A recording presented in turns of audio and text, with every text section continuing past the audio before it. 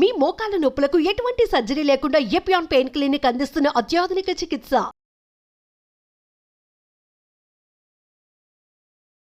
నమస్తే, నేను doctor Rajyalakshmi, ayurvedic general physician, Ayurkalpa, Kondapur. So ఈరోజు మనం ఒక బర్నింగ్ ఇష్యూ, అంటే ఒక ఎక్కువ మంది ఇబ్బంది పడే గౌటీ ఆర్థరైటిస్ గురించి మాట్లాడుకుందాం.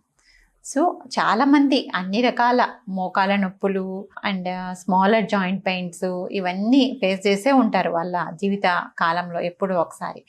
సో వాటికన్నిటికంటే కొంచెం డిఫరెంట్గా ఉండే ఆర్థరైటిస్ ఈ గౌటీ ఆర్థరైటిస్ అన్నమాట.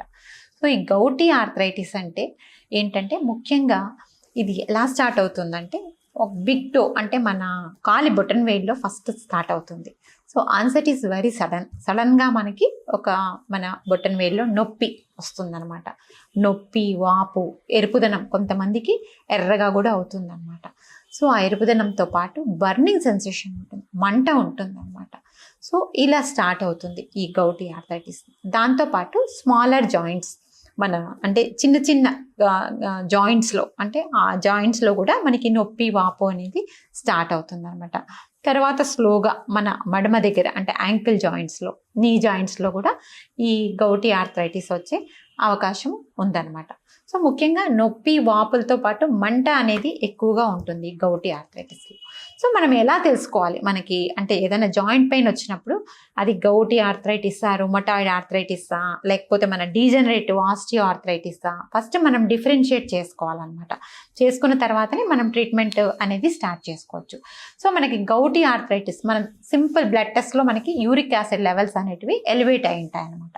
మనం ఒకసారి చూసుకుంటే మనకి యూరిక్ యాసిడ్ పెరిగినప్పుడు మనం గౌటీ ఆర్థరైటిస్గా మనము కొంతవరకు మనము ఒక కన్ఫర్మేషన్కి రావచ్చు. తర్వాత వాళ్ళు చెప్పే సిమ్టమ్స్ని బట్టి, దాన్ని బట్టి మనము కంప్లీట్గా డయాగ్నోస్ అవుతుంది మనకి అది గౌటీ ఆర్థరైటిస్ అని.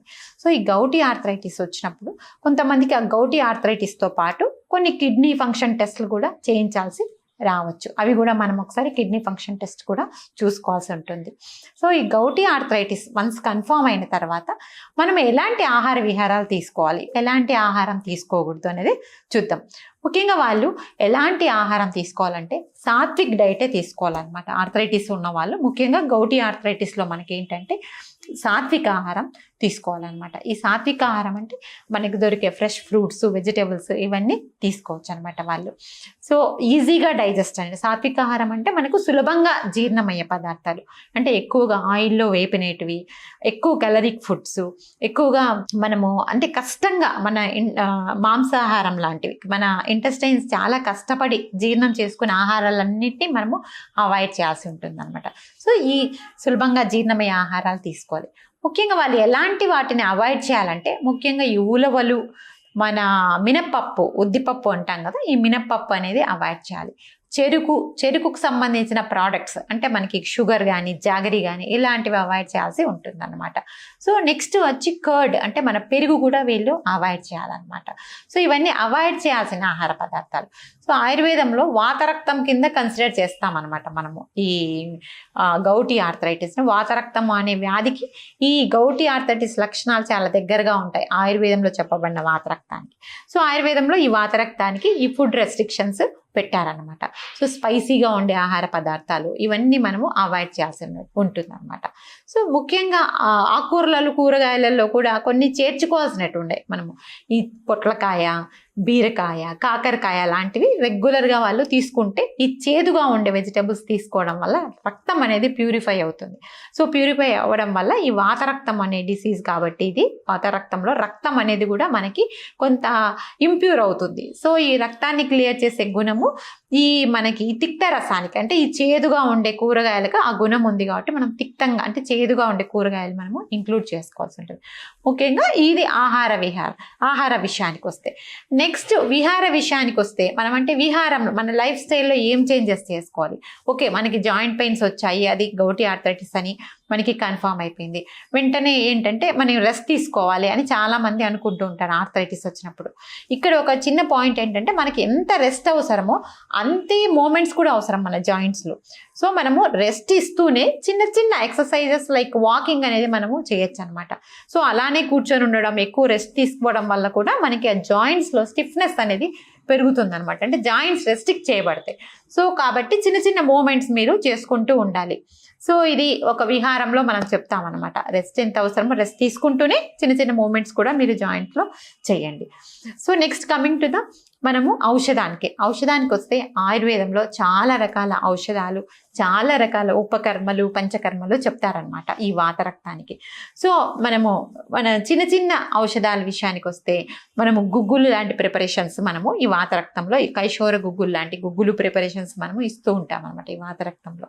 అంతేకాకుండా కొన్ని దారలు, కొన్ని కషాయ దారలు, ఆ ఇన్ఫ్లేమ్ అయిన జాయింట్స్, అఫెక్టెడ్ జాయింట్స్ మీద కొన్ని కషాయ దారలు, కొన్ని ఎక్స్టర్నల్ అప్లికేషన్స్ అంటే ఆ మంట వాపు తగ్గించడానికి ఎక్స్టర్నల్గా వేసే పూత మందులైతే ఎక్స్టర్నల్గా అప్లై చేసే ఆయిల్స్ వల్ల కొంతవరకు రిలీఫ్ వస్తుంది. సో వీటన్నిటితో పాటు మనం ఒక చిన్న హోమ్ రెమెడీ, అంటే మీకై మీరు చేసుకునే ఒక చిన్న హోమ్ రెమెడీ కూడా మనము దీంట్లో చెప్తామన్నమాట. అదేంటంటే మనము ముఖ్యంగా ఈ వాతరక్తానికి ఒక డ్రగ్ ఆఫ్ చాయిస్ కింద ఆయుర్వేదంలో గుడూచి, టినోస్పోరా కార్డిఫోలియా, తిప్పతీగ గురించి చాలా ప్రాముఖ్యంగా చెప్తారనమాట. ఈ గౌటీ ఆర్థరైటిస్ తగ్గించడానికి ఒక వైటల్ రోల్ ప్లే చేస్తుంది మన గుడూచి, అంటే మీ తిప్పతీగ. సో తిప్పతీగ తెలియని వాళ్ళు ఉండరు. టినోస్పోరా కార్డిఫోలియా అంటే మనకి పేరులోనే ఉంది. కార్డిఫోలియా అంటే హార్ట్ షేప్లో లీవ్స్ ఉంటాయి. చాలా మందికి ఈ కరోనా పీరియడ్లో చాలా మంది ఈ తిప్పతీగ కషాయం తెచ్చుకొని తాగే ఉంటారు అందరు చాలామంది. సో ఈ తిప్పతీగ అనేది గౌటీ ఆర్థరైటిస్ తగ్గించడంలో ఒక ముఖ్యమైన పాత్ర పోషిస్తుంది. సో కాబట్టి మీరు ఈ తిప్పతీగ మీకు ఫ్రెష్గా దొరికిన మీరు కషాయం రూపంలో ఒక 30 to 45 days తాగినా మంచిదే. లేకపోతే నేను చెప్పే ఈ చిన్న హౌస్ హోల్డ్ రెమెడీని మీరు ఇంట్లోనే ప్రిపేర్ చేసుకొని తీసుకున్నా కూడా చాలా వరకు ఈ నొప్పి తగ్గే అవకాశం ఉంది. అదేంటంటే మీరు ఎనీ ఆయుర్వేదిక్ స్టోర్స్లో దొరికే ఔషధాలేవి చాలా చిన్నవి, మీకు ఈజీగా దొరుకుతాయి. ఫస్ట్ తిప్పతీగ అంటే మన గుడూచి చూర్ణాన్ని ఒక 10 గ్రాములు తీసుకోండి. గుడూచి చూర్ణం అంటే మనకి స్టోర్స్లో దొరుకుతుంది. సో గుడూచి చూర్ణము ఒక 10 గ్రాములు, లేకపోతే ఒక 50 grams తీసుకోండి గుడూచి చూర్ణాన్ని. సో గుడూచి చూర్ణం తర్వాత ఎస్టి మధు చూర్ణము, ఎస్టి మధు అని మనకి బయట దొరుకుతుంది, అతి మధురము అంటాం. సో ఈ ఎస్టి మధు చూర్ణాన్ని ఒక 50 గ్రాములు తీసుకోండి. నెక్స్ట్ వచ్చి మీకు ఇంట్లో దొరికే శుంఠి చూర్ణాన్ని ఒక 50 గ్రాములు తీసుకోండి. సో శుంఠి ఎప్పుడు మనం చెప్తుంటాము పెయిన్ తగ్గిస్తుంది, వాపు తగ్గిస్తుంది. బెస్ట్ యాంటీ ఇన్ఫ్లమేటరీ హెర్బ్గా మనము శుంఠికి ఫస్ట్ ప్లేస్ ఇస్తామన్నమాట ఆయుర్వేదంలో. సో శుంఠి చూర్ణాన్ని కూడా ఒక 50 గ్రాములు తీసుకోండి. ఇంకొకటి లాస్ట్ ఏంటంటే కటుకి అని మనకి ఒక హెర్బ్ దొరుకుతుంది. కటుక రోహిణి అంటాం అనమాట. ప్రికోరైజా కుర్రా అంటారు దీన్ని. సో ఈ కటుక రోహిణిని కూడా ఒక 10 గ్రాములు తీసుకోండి. సో 4 ఇంగ్రీడియంట్స్ మనకి ఇక్కడ: గుడూచి, శుంఠి, ఎస్టి మధు, కటుక రోహిణి. ఈ 4 ఇంగ్రీడియంట్స్ సమభాగాలుగా తీసుకోండి. మీరు సమభాగాలుగా తీసుకున్న తర్వాత రోజు 2 నుంచి 3 గ్రాముల వరకు ఈ పౌడర్ని కొంచెం తేనెతో కలిపి రెగ్యులర్గా భోజనం తర్వాత ఉదయం ఒకసారి, నైట్ ఒకసారి ఇలా రెగ్యులర్గా తీసుకోవడం వల్ల చాలా వరకు ఈ నొప్పి తగ్గే అవకాశం ఉందన్నమాట. సో ఈ నొప్పితో బాధపడే వాళ్ళు కంపల్సరీ ఈ 4 ద్రవ్యాలతో చేసిన ఈ సింపుల్ పాలీహెర్బల్ కాంబినేషన్ ఖచ్చితంగా మీరు ఫాలో అవ్వండి. అంతేకాకుండా కొంతమందికి మంటలు ఎక్కువగా ఉంటాయి. అంటే ఈ జాయింట్ పెయిన్స్ ప్లేస్లో, అంటే ఆ ఇన్ఫ్లేమ్డ్ జాయింట్స్లో మంటలు కూడా కొంతమందికి వస్తూ ఉంటాయి.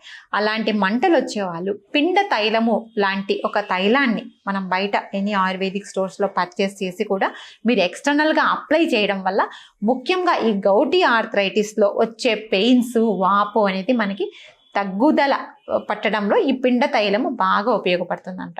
సో చిన్న రెమెడీస్ మన చేతిలోనే ఉంది, మనం ట్రీట్మెంట్ చేసుకుంటాం.